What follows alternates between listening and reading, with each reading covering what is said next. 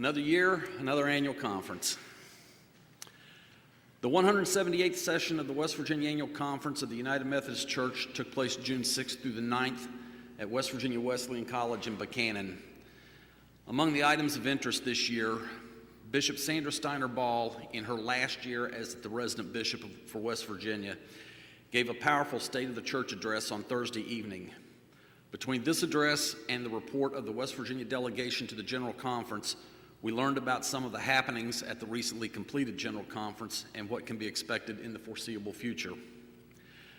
We heard a report from the Board of Ordained Ministry, along with the report on the motion referred to the board from last year's annual conference. A resolution for a sustainable food system for coalfield communities was adopted. Recommendations of the Board of Pensions were adopted. Included in these were eligibility for clergy who are appointed at half or three-quarter time and increases to medical premiums for clergy who retired before age 65 between certain dates. The recommendations of the Equitable Compensation Team were adopted. Minimum salaries for the three categories of appointments were increased 2% across the board. I know I've said this in previous years, but it was repeated at conference, so I'll tell you again. The Equitable Compensation Team does not set salaries for appointed pastors. Only the church finance team and staff parish relation team can set salaries for appointed pastors. The Board of Trustees report was adopted along with the three resolutions that are required to be voted on annually. The report on disaster response was adopted along with the disaster response ministry's policy. Resolutions regarding our attitude toward former United Methodists who are now members of other denominations and churches, along with a resolution for teaching of United Methodist doctrine, were adopted. A resolution on worldwide regionalization was adopted after considerable discussion. One of the stumbling blocks on this resolution, some of the members of the annual conference had trouble understanding that this resolution only provided for getting educated about the possibility of regionalization and getting ready to vote on it next year. We elected new conference lay leaders for the next quadrennial. The new leaders are Jim Minutelli of Bridgeport.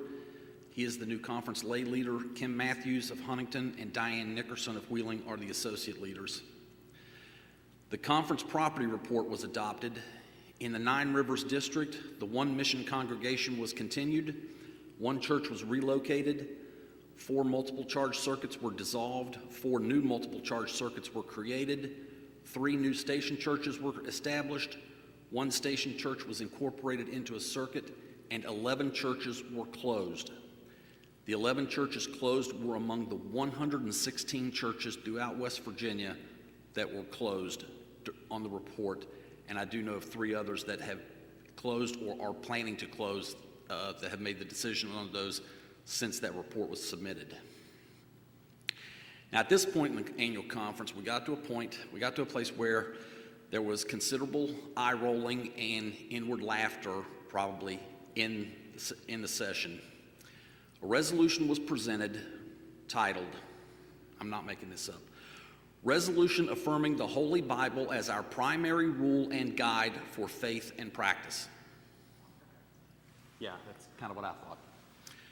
Almost immediately after this resolution was read, a member of the conference asked to make an amendment by substitution. An amendment by substitution means you take this resolution out and you put a whole new one in.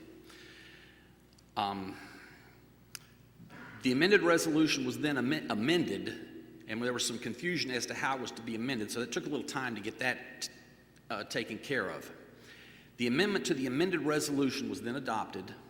Then the amended resolution was adopted, and then it was voted on to accept the amended resolution in place of the original resolution. Bottom line, it took us an hour to debate and adopt a resolution that told us to do exactly what the Methodist movement has been doing since it was founded by John Wesley in 1739. Those of you who want to thank me for going to annual conference so you did not have to sit through this brain deadening, I will be in the narthex after the service. Thank you. The recommendations of the nominations committee were adopted. At the annual conference level, Ray Stonestreet was nominated as chair of the annual conference program, and he did a very good job of it this year. Christopher Bartley was nominated. Yes. Christopher Bartley was nominated to Camping and Outdoor Ministries. On the district level, Lynn Thompson was nominated to Church Building and Location, and Jerome Hairston was nominated to Board of Ordained Ministry. The conference secretary and conference treasurer were re-elected for the next 4 years. That's just a procedural measure. The report of the conference finance and administration team was adopted along with all recommendations. The 2025 budget totals $9,303,508. That is a 17.8% decrease from 2024. The majority of the decrease in this area is in the area of medical insurance. Medical insurance premiums for the churches will increase starting next year, but we have been told that fair share apportionment amounts will decrease to the point that it will more than offset the increase in medical insurance premiums. As many churches that were closed, Ray and I are very skeptical of that. A resolution regarding peace in Gaza and Israel was adopted as amended. A safe sanctuaries policy for the annual conference was adopted. The consent calendar, which consists of 39 individual reports, was adopted.